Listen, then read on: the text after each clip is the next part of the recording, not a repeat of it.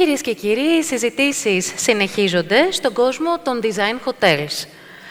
Ο Ματ Τέρνερ επιστρέφει στη σκηνή του Hotel Experience και συντονίζει μια συζήτηση με τους ξενοδόχους Νίκο Καραφλό, Στρατή Μπατάγια και Γιάννη Μπελόνια.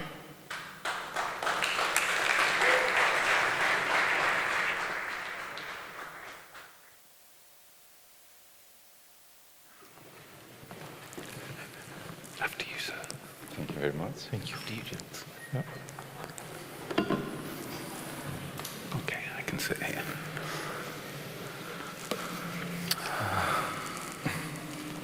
So, good evening, ladies and gentlemen, or maybe Kalispera.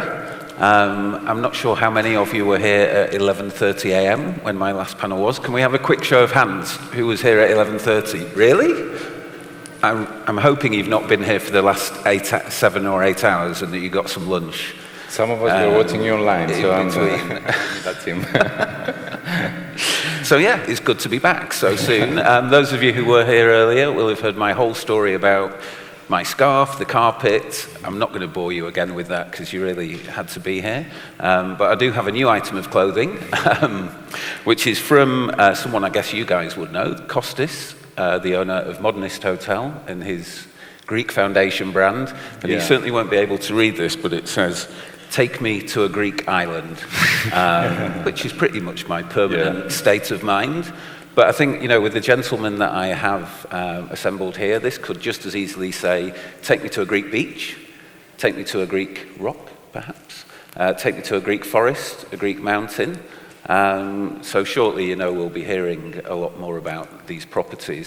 The title is Necklace of Experiences, which I think is a really nice title to work with. And we'll be talking about, you know, a lot of the commonalities and the threads that, you know, unite these properties, the similarities between them. But I think just by way of introduction to kick us off, if you could tell us what makes your property a jewel. You know, what really makes it stand out in this necklace of experiences that we're talking about? And perhaps I'll throw that to you, Nikos, because you're sat closest to me. First of all, thank you very much for moderating this panel and for hosting us. My name is Nikos Karaflos. I'm the owner of the Dexamenes Seaside Hotel. It's a place in an off-the-beaten-path destination in the western Peloponnese, mainland Greece. The interesting story of the hotel is that it used to be a winery built 1 century ago. So we have converted the wine tanks into hotel rooms. And this is the story of the hotel, but also the story of my homeland, because I was born and raised there. Today at Dexamenes, we focus on hospitality as an experience through art, design, wine, nature, local culture, and conscious well-being. So these are the pillars of our brand, and this is how we design our services and the experiences to our guests. Fantastic, thank you. Yannis, perhaps you could go next. Nice to be here with you. I'm Yannis Bellonias. I have Vora in Santorini. Santorini is a micro hotel, actually, because I'm local from the island, and I already had other hotels there, so I was seeing the changes of the island, and I always imagine a concept with a small hotel that they can still have the feeling that we used to have years ago, and get the connection with the nature of the caldera and the views, and do more tailor-made services for people who want to avoid the crowds of the island. Okay, thank you very much. So both beachside hotels, but very different types of beachside. Stratis, yours is quite a contrast, I think it's fair to say. It is. Okay, my name is Stratis Batagias. I'm the owner of Mana in Arcadia. Arcadia is in the center of Peloponnese. The hotel is at 1,200 meter altitude.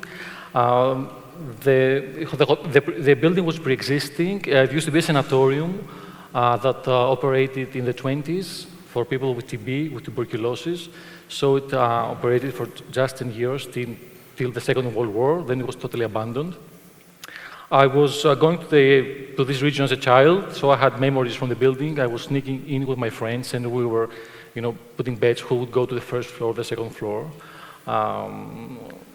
Someone would think that this building would have some, you know, dark energy because of its prior use, but it has so bright and good energy that I wanted to give this building a second chance.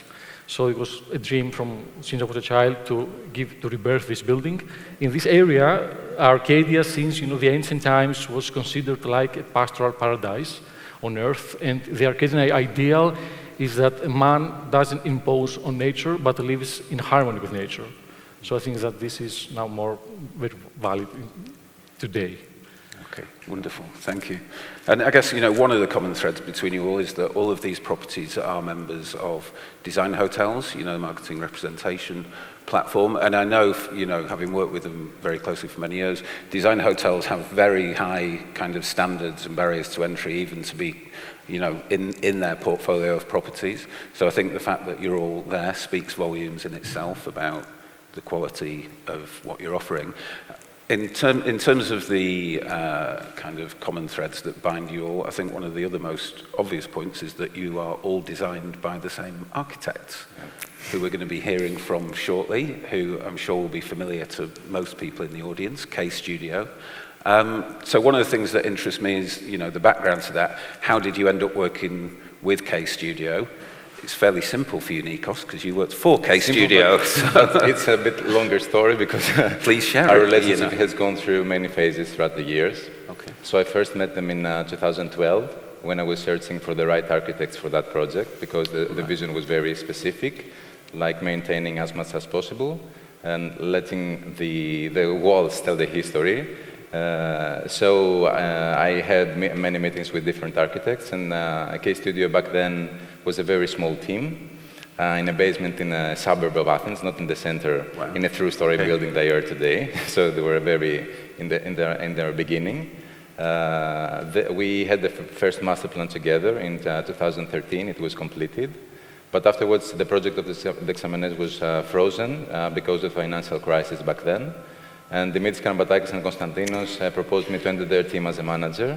So I worked there for a couple of years. Right. Afterwards, I became a client again. And now these relationships keep evolving because they're designing an expansion of the Dexamenes right now. And we also keep on doing creative stuff together, like workshops or retreats. Right. And it goes on. Yeah, which is really nice, because often that's not the case. The relationship quite is karmic and evolving. You appoint the architect builds and designs the hotel. What changes hopefully you stay friends throughout that process. You don't sue each other. We're still friends, and what changes over years is who serves the coffee. It's like a joke, because at first I was served the coffee as a client, after I was serving the coffee to the clients, then they're serving me the coffee, and they come to the hotel, I serve them the coffee. And this is how we met, for example, Yannis came in as a client when I used to work back then. So it's quite funny. When I was stepping out, Stratis was coming in as a new client. Right, okay. So and it keeps going. You've hosted all of them in one way or another. Yannis, how about you? As Nikos said, I met Nikos. We were actually outside before this. We were joking with Dimitris Karabatakis. We were saying he's our father because he's the father of our project. Yes, I met Nikos in the office 2014. We started with another project first, and then the chemistry was so good and so successful that we decided to continue with Vora as well. And it was nevertheless very successful cooperation. And obviously we're still friends. Good. How about you, Stratis? How did you first come across K Studio? Had you seen their work, or did you know them? I'd seen their work. Actually, I went to their office 10 years ago. Despite the fact that we opened last year the hotel, it took about 8 years for the hotel. Did he make you a coffee? No, I think he was just left. The guy that... I just met the guy that was after you. So, because it took about 8 years for the project to prepare, not because of the K Studio, because of the licensing and permit, you all understand. So I knew their work, mostly from Mykonos. I've seen some projects, they were just open Scorpio, and I was amazed by the pioneering and different things that I saw there. And because Mana is on a difficult location, it's not a popular destination, we need to have something unique there, so in order to make the difference. So I thought that K Studio could make the difference. And I think that I made the right choice. Yeah. Very nice. Yeah. I guess we've touched on this already, but by background, neither yourself, Nikos, nor you, Stratis, are hoteliers. What attracted you into the hospitality industry? What made you want to open a hotel in the first place? Perhaps you can just continue with the Manor story. Yeah. So I was never a hotelier or never in the hotel industry, but I was always fascinated by hotels. I mean, the fact that someone can travel and stay at a different place everywhere in the world was fascinating. I like, pampering people also. I like to have guests in my house, always like that. So, I mean, what's more ideal for someone who likes hospitality to have a hotel? So I wanted, and also the fact that this building was always something magic for me. I just combined my two passions. Right. And I'm fascinated, Nikos, by your job title on LinkedIn, because I think it's the only time I've seen it, which is Imagineer as opposed to hotelier. I try to tell us what an Imagineer is. Find a job title that fits me without restricting it. Okay. Imagineer works in some way, because I have a background in engineering, but I feel creative all the time. Okay. In my case, hospitality came through the property, because my family bought the place back in 2003 when I was 15 years old. Okay. So it was always in my mind. And the use of hospitality opens up the project to the whole planet, and anyone can travel to the place and stay there for a few days or more and live the history. I wouldn't like to the idea of like a museum that's just for a few hours. Mm-hmm. Staying in a hotel, you get much more information, much more of the vibe of the place, different sunlights, different conditions. So that intrigued me to make the decision to convert it into a hotel. Right. Okay. But and I also like the contrast of an industrial building on the beach. Yeah. So it would be like a unique setting. Yeah. And does it say Imagineer on your business card? Is that? It depends on the card. I have different cards. depending what hat you are wearing that particular day. And Yanis, by contrast, I think it's fair to say, hospitality is in your blood. You were born and bred into the business. Can you tell us a bit about your backstory? In my case, it's as you said it. My parents started with hotels in the 80s, in Santorini as well. So I grew up actually in a hotel. Our house was one of the rooms of the hotel, so I grew up inside the hotel. It was my second nature. We were working from kids inside the hotels, and this is how the concept of Aura came to my mind, because it was a particular concept that I wanted to do. Mm-hmm. Had your family been in the hotel business for a long time? Is it something that's gone through generations? Yes, I'm second generation. They started in 1983. Right, so you didn't have much choice from the sounds of it. You were always going to be a hotelier. It was one of the first hotels made in Santorini at the time. Yeah, okay. Good, and then I guess, to sort of stretch the analogy of the jewels along this necklace, hotels are many-faceted kind of entities. You've got guest rooms, you've got F&B, you've got wellness, you've got meetings. How do you go about kind of coordinating all those different elements and angles of a hotel into something that's a coherent and consistent experience for the guests? Maybe you take In the case of Dexamenes, I prefer calling it a platform of experiences instead of a hotel, so that we're free to brainstorm with the team and design new experiences for them. So the basics, of course, are accommodation and some F&B services, but we try to expand it and make it even more meaningful in a way, so that guests can get a more holistic experience. So we have defined our pillars that, as I mentioned before, are art, wine, nature, local culture, and conscious well-being, as well as our values. That's respect to the environment, respect to human beings, and being aligned with the needs of our times, both individually and collectively. So we try to combine all these elements and create signature experiences that meet different needs. So that's how we work. For example, the pillar of wine can be assisted by different applications, like we have an extended wine list of more than 150 labels. We have wine tastings in-house of different formats for guests to taste the local terroir and local labels. We have wine pairings in our degustation menus. We can organize winery tours. We have a wine retreat at the end of this month. Okay. So we try to focus on the elements that are important for our brand and for the values that we want to represent. Mm-hmm. But it's not a series of individual pockets of, you know, no, it's over here. different elements together, and occasionally we have different cultural programming, also blending different things together. For example, in the past we had artist-designed wine tastings, a kind of performative wine tastings. Also the curator, Hélène Tranouli, is somewhere here. So we invite people, we invite contemporary artists, and we use the power of art to bring awareness about the local viticulture. And in that case, we collaborated with 4 different local wineries, showcasing what they produce. So we want to curate interesting experiences, but at the same time fun, but also educational and meaningful. Yeah, yeah, okay. And how about you, Stratis? I think, you know, with your location in the forest and the mountains, then you have quite a different terroir, to use that word. How is that reflected, you know, on the plate and in the glass for your guests? So in Mana, it's all about nature. I mean, it's a hotel in the middle of a forest, of a virgin forest. So we have to offer services in the hotel. We need to have a good F&B restaurant, spa service, 24/7 facilities, because someone might not want to go anywhere, just want to stay in the hotel. But the thing about Mana mostly is the outdoor experience. So it's the connection with nature.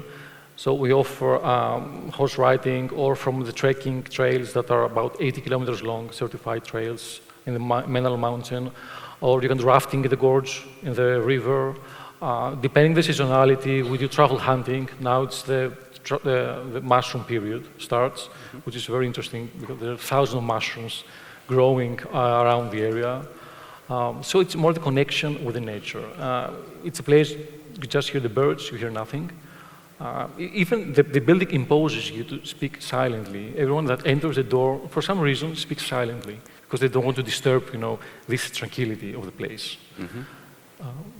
And Yanis, I guess you're in quite a different scenario, really, in the sense that you're on a very busy island with a lot of F&B, you know, surrounding you. So I guess, is it fair to say your programming is more about not necessarily what you do in the hotel, because it's only got 3 guest rooms, which I guess means not an awful lot of public space, but it's something we touched on this morning. Is it more to do with the collaborations that you create with the community outside of the hotel? Of course, of course. Since we don't have many common areas in the hotel and many activities to do inside there, because what we offer is a connection with nature as well as the other hotels. But we try our experiences always to be tailor-made. Depending, since we're a small hotel, we have the possibility to always discuss directly with each guest, and depending on his needs, to organize and all the experiences that he wants to do on the island. Mm-hmm. For example, we mentioned before about the wine. Santorini has very big tradition about wine. So when somebody is interested about this, we organize to take him to the wineries, or the wineries to come to his villa to do a wine tasting and learn more things about the cultivations of the grapes and the wine, after all. So the experiences are always tailor-made and can take place either if he wants to go there or inside the hotel. Mm-hmm. And in terms of food, your offer on property is more about private, bringing a private even chef from cooking lessons with local ingredients that we have a lot on the island, till everything they can imagine, we organize it for them. Okay. Good. And then I guess, you know, one of the clear things that differentiates you all, even though there's quite a few kind of common threads that runs through, is the locations that you have. I think we've touched on this already, but how do your properties reflect and refract their immediate surroundings, their location? I guess one of the issues for you, unlike Santorini, where potentially, you know, there's the question of over-tourism, for yourself and for Stratis, is kind of how do you encourage people to visit a location or destination that is probably not on their radar or on their map, that they might have never heard of? How do you go about just getting guests to through In your our case, doors. I feel that we're in the right moment of the history when people have access to more information and they get more sensible about environmental issues or other issues that reflect to hospitality or over-tourism, etc. So in our case, we can offer to them what they might need. So that's why we are focusing more and investing more time and energy in creating meaningful experiences. Because it's a good opportunity for people to come and visit a destination that was not a destination before. Mm-hmm. So it's quite off the beaten path, and there's a lot of discussion on visiting places. Like, for example, Greece has made a brand of it's all about the islands. Yeah, and the sun coast and the beaches, as well, and you know. yes. Mm-hmm. So we try to give the opportunity to guests to explore more. And in this way, we can connect them to our local community, to the local farmers, and that has many layers of depth. For example, for me, it's so much important for people to come and see how an agricultural region is, like Ilia, for example. That can be very educational, even for me as a father of 2 children. I find that it's super important for my kids to understand the origins of our food. So it's creating experiences like going to an olive grove and see how the olive trees are and how we harvest them and how the olive tree comes out of them. And afterwards combine it with an experience that can be very fun, like having an olive oil tasting, combining food and olive oil, doing a kind of pairing, meets all these needs. So that's what we try to do as a hotel. Or as a platform of experience, I told you before. It's not a hotel, and you're not a hotelier. But do you feel like the property is now on the map? It must have been really hard work, I would imagine, at the beginning, when people must have thought you were crazy, to open a beach resort, for want of a better phrase, in a really industrial kind of environment on the beach. It doesn't sound idyllic when you put it like that, but knowing people who've stayed at Dexamenes, it is idyllic, just in a very different way. Dexamenes as a case study, as a project, standalone project. We were very lucky because we had many distinctions and many awards in different institutions, etc. So we gained a lot of publicity, but this is not enough. So for me, the important thing is to create like different points of interest and meeting other professionals that have the same mindset, so that we get aligned and all together create a full experience. For example, it was very helpful afterwards the launch of Mana, so that we can create an itinerary for guests to explore both locations or to see what Greece has to offer. Yeah. Because we're both in the Peloponnese and we're quite complementary, although we have some same values.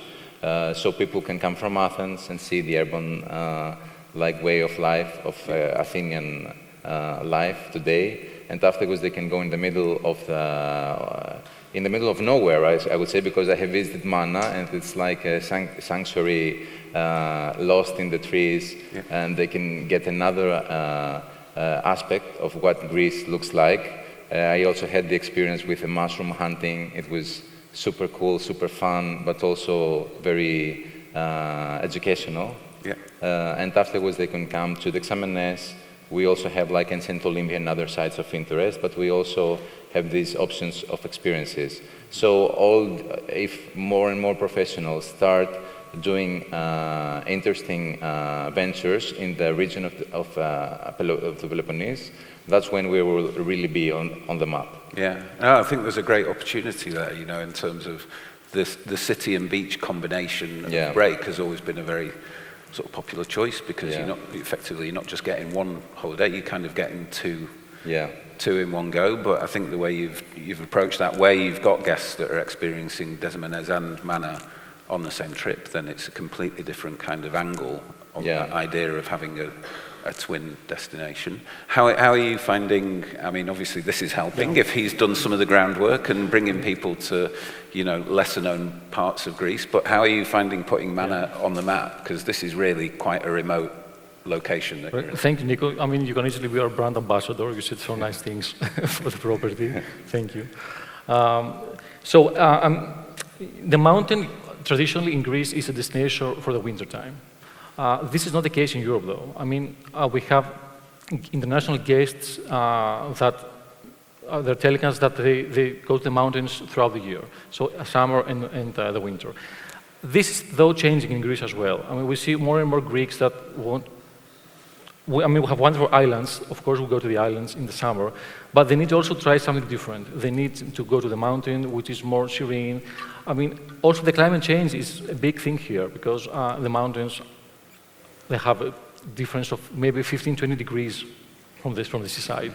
And that can be sometimes a problem for people that they cannot stand heat.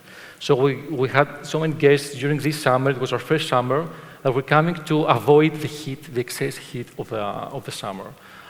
So this works in benefit for us. And also Greece. I mean, Greece is not a one season. It's not one season destination. It's all year round. And in order to be able to attract travelers all year round, of course, there's Athens and the cities, but it's also the mountains, which can, they can accommodate people all year round because they are made for guests that come also in the winter or in the summer. It's not that we don't have the sea, of course, but we have the lakes, there are the rivers, there is the ski resort, if there is snow, of course, which is something that is lacking the last few years. But mountains, I think, can be the solution for the all-year-round tourism in Greece. Mm-hmm. I mean, Yannis, as an island hotelier, do you think there's an opportunity there for the islands as well, in terms of maybe encouraging more exploration of the interior of the islands? Because I'd never really thought of it like this before, but I remember Dimitris, who we'll be hearing from any second now, I think, saying islands are effectively mountains. It's just the tip of the mountain sticking out of the sea. Do you think that can potentially help with, the overcrowding on the beaches? Yeah, of course, obviously, because Greece is known mostly for the islands and for the beach holidays. But the truth is that Greece is beautiful and has so many destinations that you can visit and do so many different experiences. And it's not only the islands about Greece. There are so many things to do and go in other places and destinations who are amazingly beautiful. Mm-hmm. Yeah, I have to say, I found that I visited Tinos and Syros at the beginning of the summer. But I was really going to Tinos, looked at beach resorts, Airbnbs, locations, but really once I got there, I realized that island is really as much about the interior, the villages, the mountains, as it is about the... Exactly. Instead of having 2-3 leading islands who are so overcrowded and, trying to make projects like Vora for people who want to avoid the crowds, then there are so many other beautiful destinations as well that people don't see or don't know, or they don't have the right connections for people to reach and go. Mm-hmm. Yeah. Well, we're a little pressed for time, and I know that the evening is drawing to a close. So, I mean, before we wrap up, perhaps you could just give us a quick insight, each of you, from your existing experience of the hotels you built. What do you think is coming next? Where do you think the industry is headed? Is it more to these more remote destinations? Is it a more sustainable way of building properties? Nikos? I think it's a necessity anymore, and guests have started to realize that, and not just in hospitality. In every way we consume our money, we think twice anymore. So I think that hotels or other businesses that are more sensitive on issues that affect all of us, like the climate change or other issues, they're there to stand out and attract more people. Mm-hmm. Yeah, and I guess Stratus, being in a mountain location, forest in itself is kind of encouraging a different way of thinking about your environment, your surroundings. Travelers now need experiences. Hotels create experiences, they create memories. I mean, the idea is to create as good memories as we can, so they can take together when they go, so they come back again, or they remember, they had such a good experience in their holiday or their days off. We have a long way to go. There is a big effort from the Peloponnese region to enhance tourism throughout the year. But I mean, we're still on we have baby steps haven't made yet. We have a long way to go, and I think there is a great potential for mainland Greece. The islands are already, I mean, huge. So, I mean, there is a long work to be done, not only by the community, but also by us, the hoteliers, because, I mean, people choose where to go, they see a hotel and they're going to go. If we become destination sans hotel, this will also help the whole region, you know, to... Yeah, and Yannis, just to wrap up, because we are out of time, Yeah. you know, what do you think the future holds for Santorini? I know that's a big open question. Well, there are not many things to say about the future of Santorini because it's already on a road that I don't know if there is a turning point now. The thing is that Santorini is facing less and less people the last years, and probably the reason is that either the people who came the last years didn't have such a good time, and this is why we created Vora, or because they start to explore the new destination that Greece has. And of course it's the mainland, and of course it's the islands that nobody knows besides the Greeks, who are so beautiful, but they don't have the right connection so that people can easily go there. Mm-hmm. Yeah. Well, unfortunately, as I say, we're out of time now. I did say, you know, we're just a warm-up act, really, aren't we, for Dimitris and K-Studio? But it's been fascinating to get those insights into your properties. I hope now I can get a T-shirt that says, not just take me to an island, but take me to, you know, a forest, a mountain, a beach, a rock. Thank you very much indeed. If the audience will join you in thanking. It was our pleasure to be here.